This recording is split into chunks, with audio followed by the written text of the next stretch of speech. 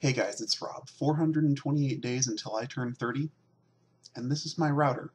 More on why it's not attached to my computer in just a moment. But first, let's go ahead and get on with the check-in. The good news is I'm swinging back down into a little better weight category here. Dropped 2.6 pounds since last weigh-in. As always, not sure how much of that is water weight or other bizarre things happening within the confines of my body, but happy to see it all the same.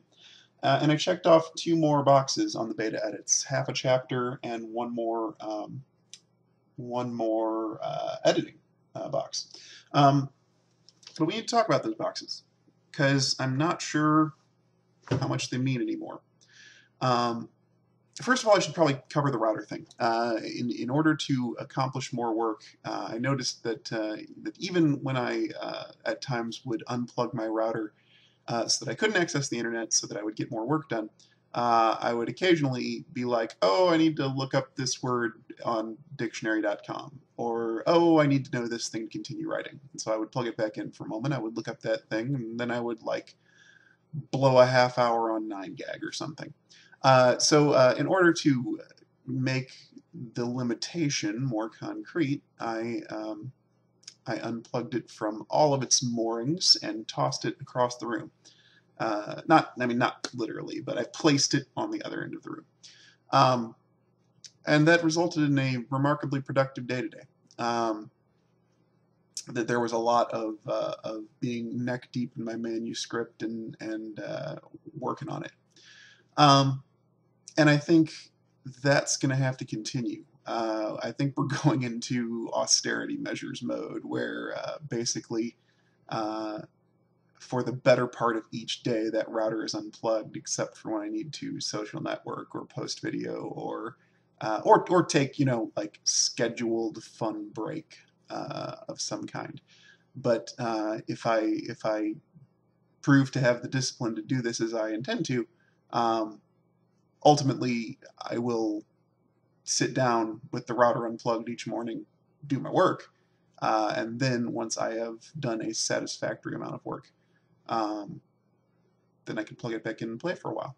Because the problem is becoming, I am putting off my writing until the last 24 to 36 hours before I update, and then totally like freaking out where I sit down here for like 12 hours, and obviously the quality goes downhill a bit once you're trying to make yourself write or edit for 12 hours straight.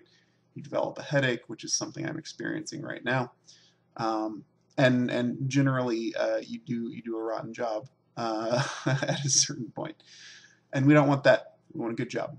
But back to the boxes. So the boxes.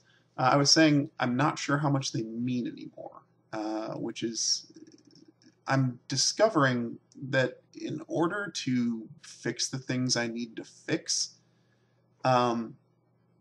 anything I move or tug around at this point is causing ripples in other chapters that ultimately need to be corrected, or causing plot inconsistencies elsewhere. It ends up resulting in things that I'm trying to fix creating more problems. And yet at the same time, I can't just not touch those things that need to be fixed. Like I cannot I cannot put this book on the market in a reasonable state unless I fix those things. But they're causing repercussions. The interconnectedness of the events and people and situations in your story cannot be overstated, and it's very butterfly effect when you start to get toward the end and then need to make changes. I am seeing the virtue in having a much more aggressively planned out, plotted story before you write, because then you're changing maybe a paragraph of outline as opposed to 3 pages of conversation when you decide something needs to go differently. So I've said before on a previous episode that that's going to be how I do the next book, that there's going to be very aggressive outlining first. But that doesn't fix anything with this book, unless I were to like box up all of the text and start over writing it from scratch again.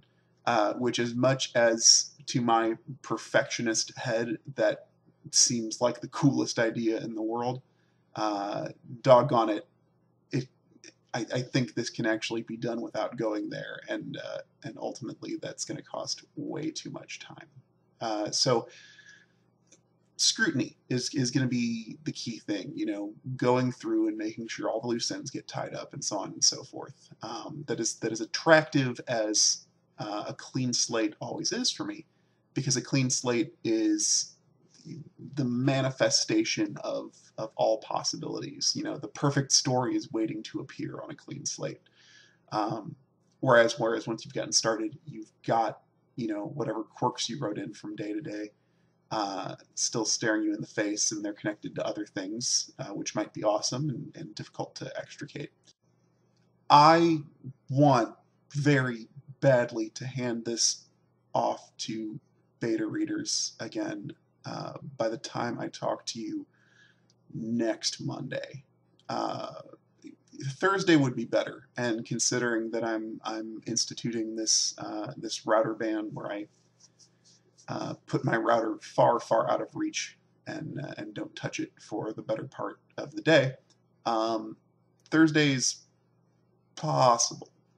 But at the same time, I don't know if that that 22 out of 25 boxes checked that you're seeing down there is actually indicative of how much work is left. It's kind of hard to get a handle on what needs to be done to really fix it. Like right now, I know that the new chapter that I'm halfway through writing is going to result in substantial rewriting on the last chapter of the book, because the situation has changed for what's going to be happening there. So I suppose more than anything, this entry is just insight into the process. That's what I'm kind of handling right now, and I can't wait to work on the second book, because there's so many lessons I'm going to be carrying forward from the first book about organization, about how to like manage and create excitement, and so on and so forth. Yeah, I'm looking forward to it. I think that's going to be all today. I've probably talked for about 10 minutes now. Thanks again for watching. Thanks again for peeking in on me. Occasionally commenting and giving me food for thought on this stuff too. Always appreciate it. The austerity measures continue. It's time to get super duper serious. It was time to get super duper serious a long time ago, but now concrete actions are being taken, so that makes me happy. I feel like I'm doing something about this. I feel like I'm taming the procrastination beast. But yeah, I'll keep writing this week, and look forward to giving you a good and upbeat report on Thursday. And keep that weight momentum moving down. Until then, you guys have a great week. Hang in there, whatever you're up to, and I'll talk to you again soon.